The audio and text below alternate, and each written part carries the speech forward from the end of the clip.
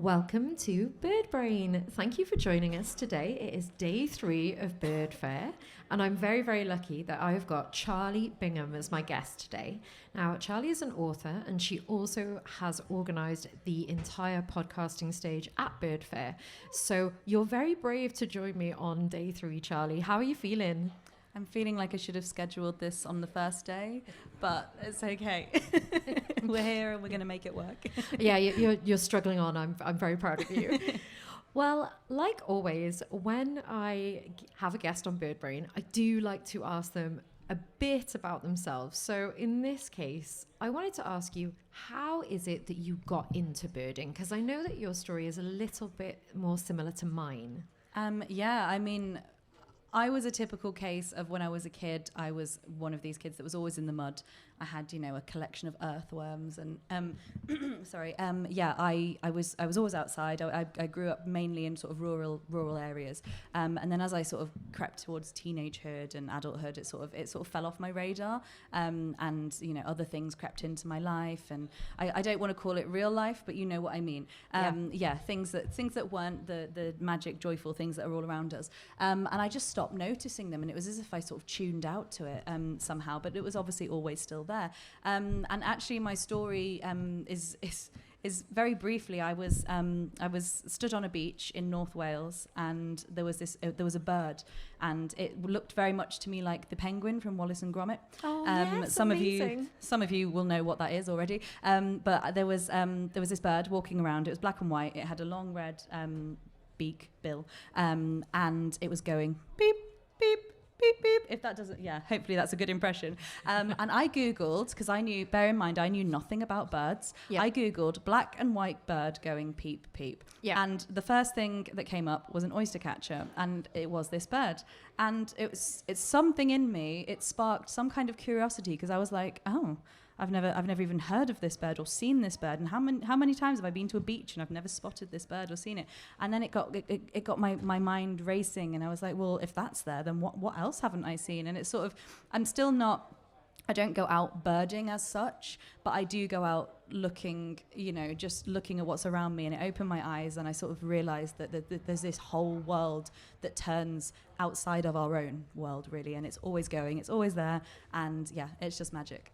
Yeah, I really like it that for you, clearly, it's about noticing and appreciating. It's not so much about a tick list, which I think can be really motivating and exciting, especially if, the longer you have any sort of hobby, you are out and you see loads of species. Of course, you want to start seeing the others that you haven't, but I like the idea that for you, it's also just noticing in general.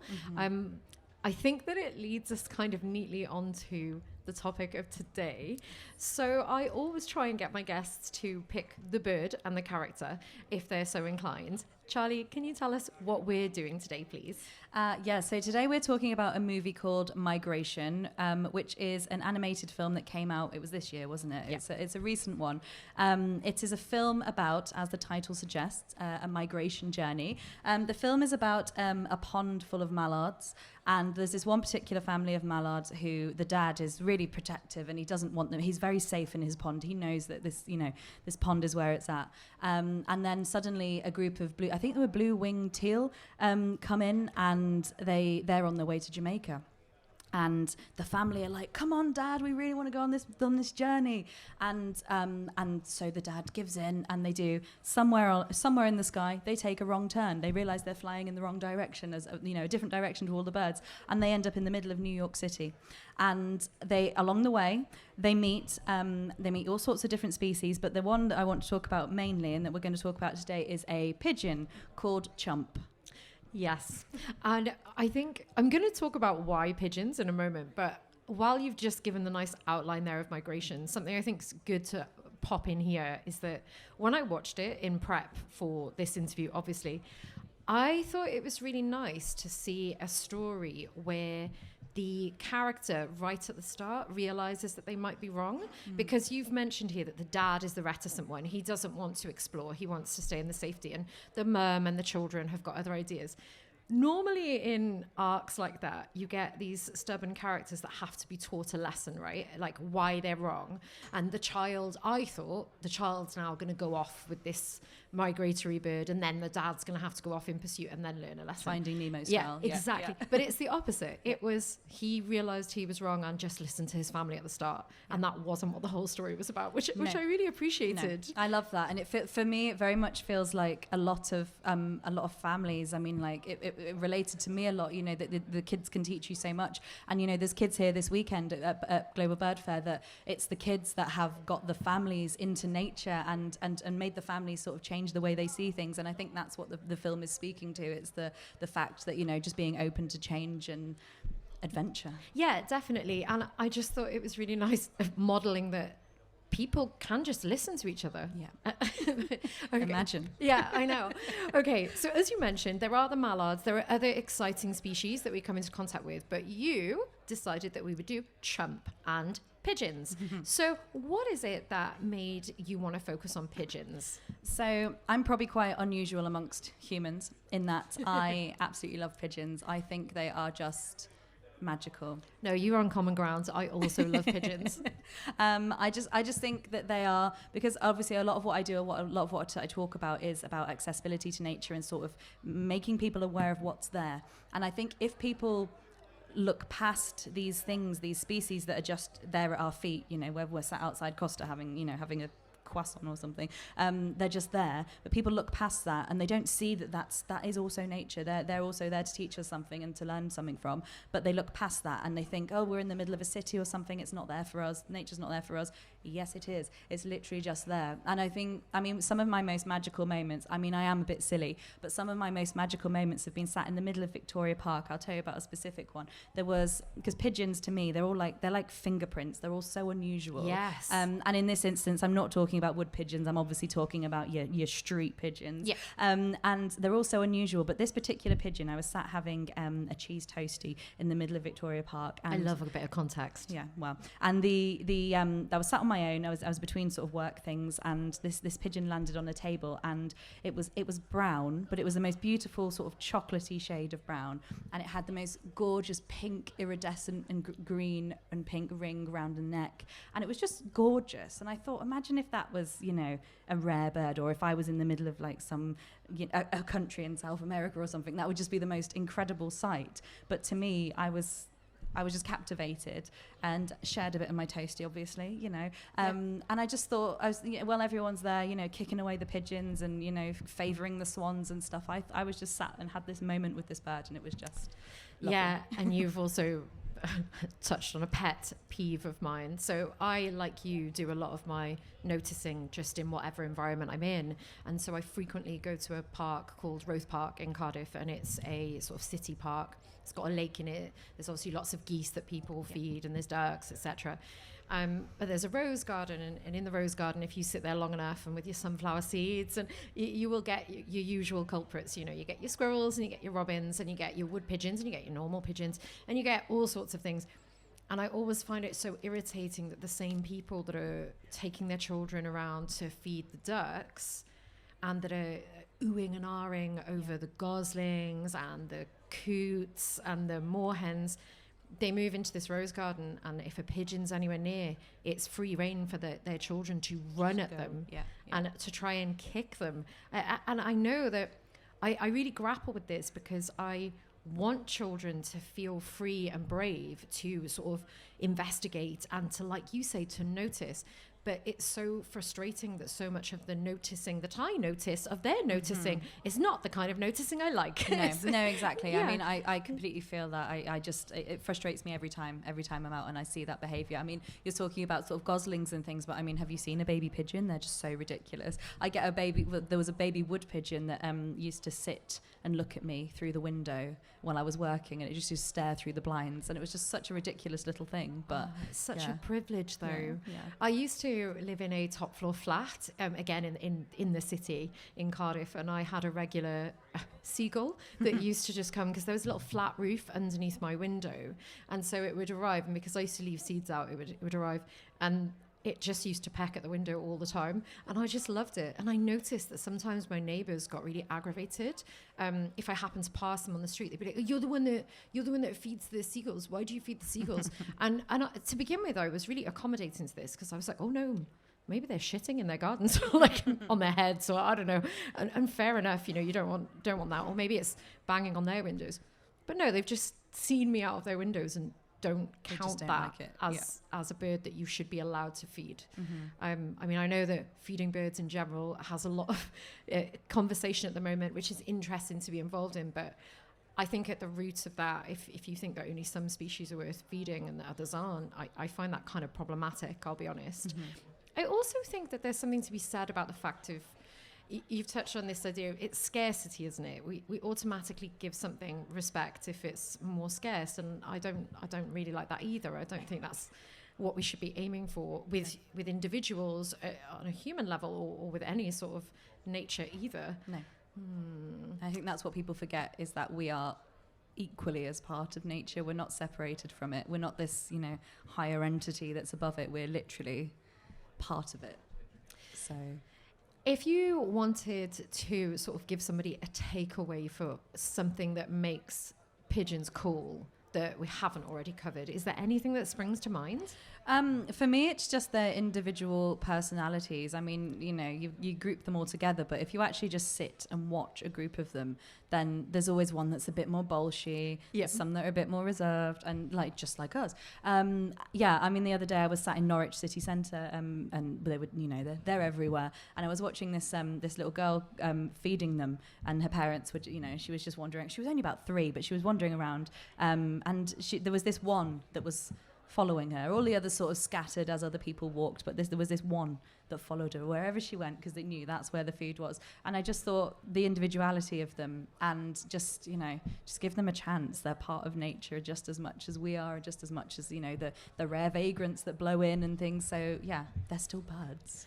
I also think that it's similar to the parakeet story. Like parakeets have managed to thrive despite the fact that, technically they're an invasive species. And I really don't love that language. And I know that it's important that we do consider it, because invasive species can displace native birds and cause chaos, which I appreciate we do need to consider. But I always think about the fact of, we should be quite compassionate to the fact that something can find a home somewhere that it didn't initially belong. And the adaptability is something that I find really admirable. And I think that people often overlook the fact that pigeons thrive in urban environments for really decent reasons. So firstly, in urban areas, there's an abundance of buildings, ledges, bridges, and all these other structures that basically provide ideal roosting spots for pigeons. But the reason for this is because they actually mimic the natural cliffside nesting habitats of pigeons, right? And I was thinking about this, thinking, how can I sell this if I've got a hardened audience that hate pigeons? And this is what I've gone for. So unlike cliffs, right, cities have fewer natural predators like hawks and falcons, which enhances the safety of urban pigeons and the chances of survival for their chicks. So you could argue that they are being responsible parents. They're trying to move to the city for better opportunities for their children. And I mean, if I can't win you over with that, come on. I like that angle. Yeah, I like it too. So moving back to migration, we have, like we mentioned, the lead sort of pigeon character in this is called Chump. Do you want to tell me a little bit about what Chump's like?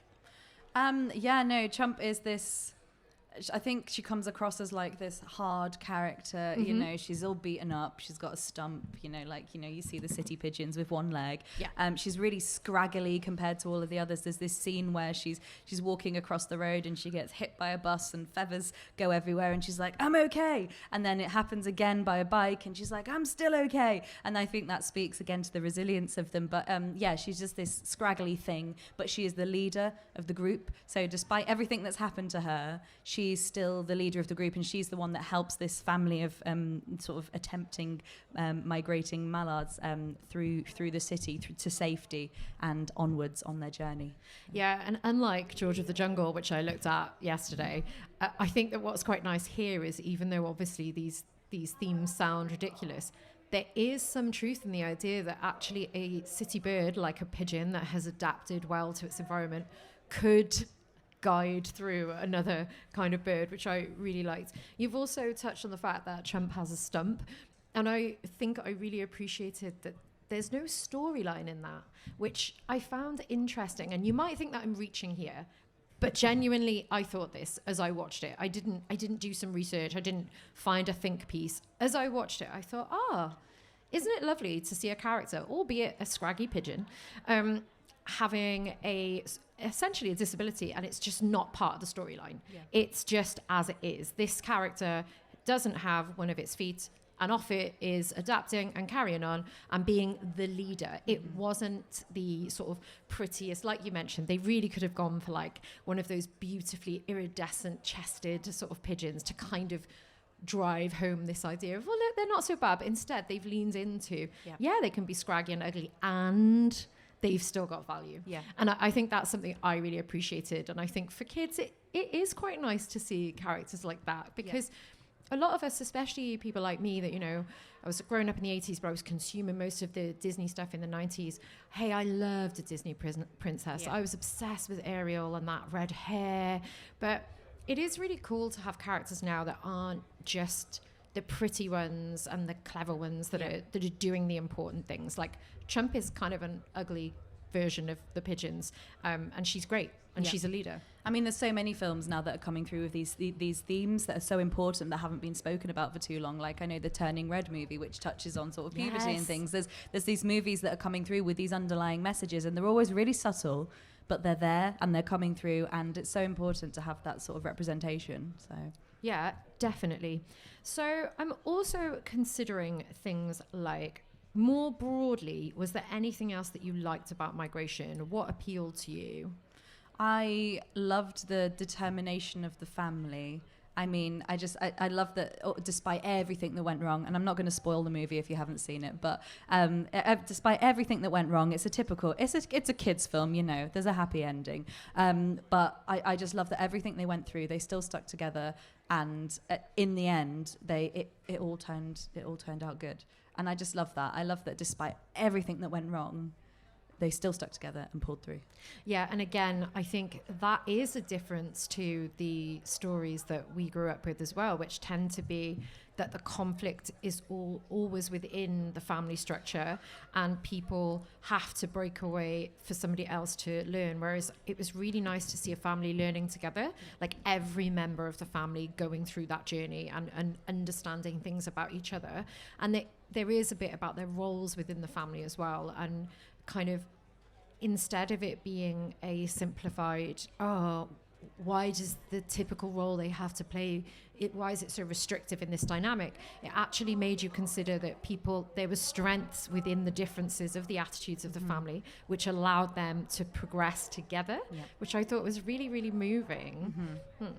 Okay, so Charlie, for you, what is an ideal birding experience? Once again, I am going to be among a minority at Global Bird Fair, but an ideal birding experience for me is an urban one, because there is so much to be seen in urban environments. And I'll tell you, actually, one of the best, I'll say birding in quotation marks, birding days that I had out was with a group of friends, and we went to Walthamstow Wetlands. I'd never been there. I'd never been to any of these sort of urban reserves.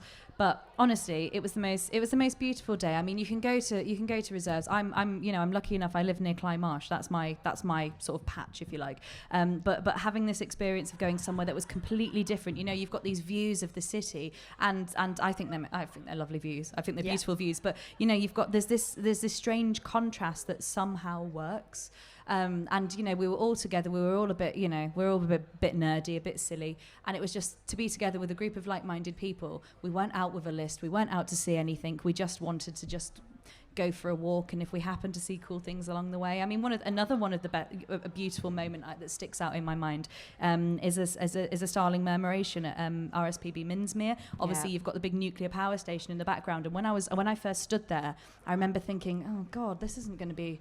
Why am I here? I'm stood looking at a power station. But then actually, once the murmuration began, it sort of all blended. It was like the natural world blending in with this weird world that we've created, and it all just worked somehow, and it created this really beautiful moment. So I suppose those unexpected moments are what I look for. I mean, in fact, this morning, we all went out to look for otters on the reserve at Linden Top here, and we walking back, we turned round, and there was a baby cuckoo just like plonked on the path.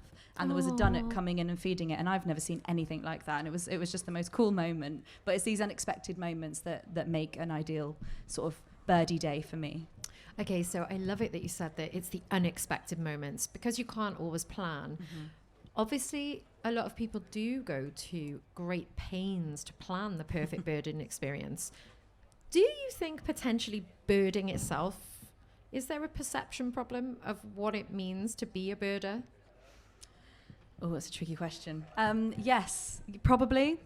And I mean, I'm probably guilty of feeling a bit embarrassed to have my binoculars when I first started. I mean, my binoculars are always in the car because I always forget them. But that sort of perception, I've spoken to loads of people that, feel a bit, about having their binoculars with them because of what the perceptions perhaps in the past have been. But I do think that nature is becoming cool, it's trendy, it's become, you've got so many young influencers coming through now, loads of them are here today, and yeah, I think it's changing. Perceptions are changing. I really like it that Oscar, our sound guy, literally just put his hand up like, yeah, I'm a cool bird person.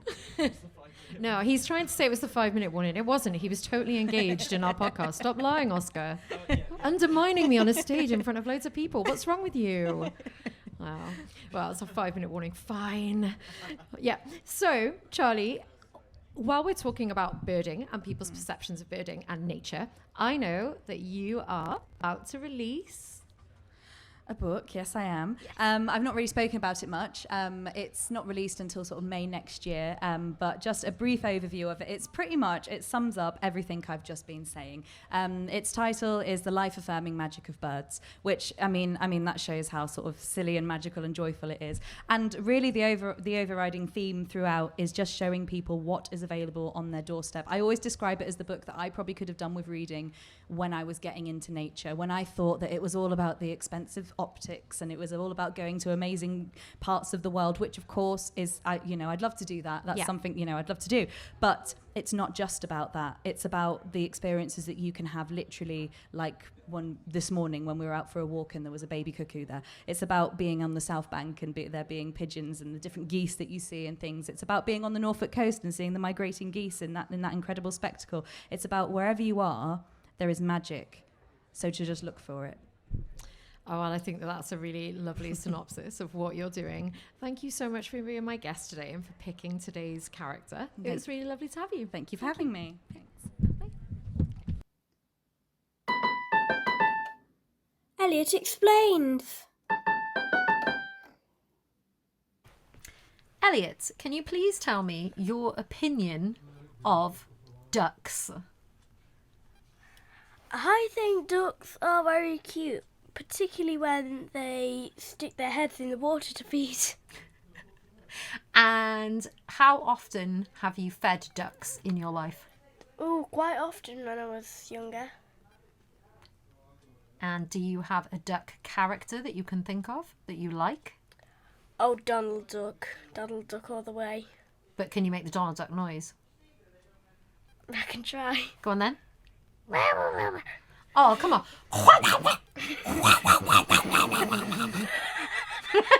You're much better. Yeah, try it one more time. Thanks, Elliot.